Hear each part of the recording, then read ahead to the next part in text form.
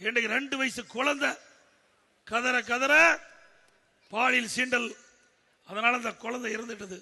அது மாதிரி தமிழ்நாட்டில் 18,000 பாலியல் வழக்குகள், 24,000 மொத்த பெண்கள், 6,999 போக்சோ வழக்குகள். போக்சோ வழக்குன்னா சிறுமிகள் பாலியல் சீண்டல். இப்படிப்பட்ட அரசாங்கம் தேவையா? எங்க பார்த்தாலும் கஞ்சா விற்குது.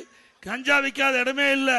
உங்க மாவட்டத்தில் பிரபலமான ஒரு கல்லூரி, பேர் சொல்லக்கூடாது, அந்த கல்லூரி இருக்கிற தாளார் என்னை சந்திச்சார்.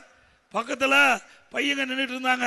கல்லூரியிலிருந்து ஒரு 300 அடி தள்ளி தினாங்க நின்றுட்டு இருக்காங்கன்னு சொல்லி அங்கே இருக்கின்ற ஒரு நபரை அழைச்சி ஏங்க நின்றுட்டு இருக்கிறாங்கன்னு கேட்டதுக்கு அங்கே கஞ்சா ஊற்றிட்டு இருக்கிறாங்க.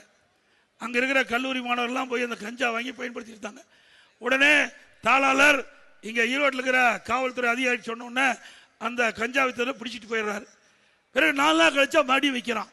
மடி பிடிச்சிட்டு போயிட்டாங்க. மடி விற்கிறான். மடி பிடிச்சிட்டு போயிட்டான்.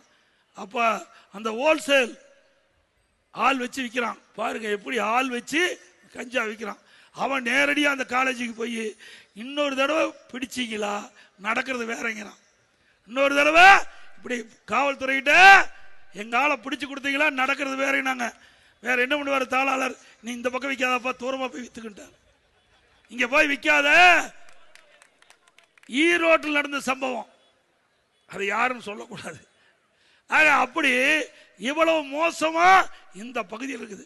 அது மட்டும் இல்ல, சில கல்லூரி மாணவர்கள் இந்த கஞ்சாவை பயன்படுத்தி போதைக்கு அடிமையாகி பணம் இல்லாம இந்த கஞ்சாவை விற்பனை செய்து கைது செய்யப்பட்டிருக்காங்க. இந்த மாவட்டத்தில் கல்லூரி மாணவர் எவ்வளவு மோசம் பாருங்க.